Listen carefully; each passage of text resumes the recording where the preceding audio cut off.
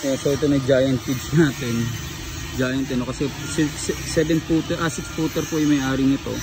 Bali ang taas ito umabot ng mga 7 feet. Mga ganon. Mag-8 feet pala, 7 plus, mga ganon.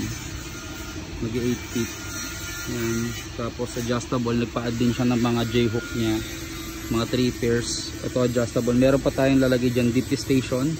Then movable tong para sa foot stuffer pag nag-growing.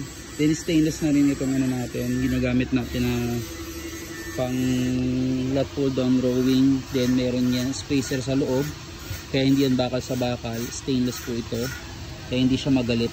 Then ayan, solid bar. Then ito solid din yan, shafting yung loob niyan. Ayan, kita naman na tagusan, hindi siya duktong. Ayan, so overall sobrang taas, grabe. Ayan o, pang malaking tao talaga siya. Kasi yan yung mga pinadagdag niya. Ito adjustable, movable. Papasok mo dyan yung station. Yan. Pwede siyang kalasin. So okay, ready to ano na to, pick up.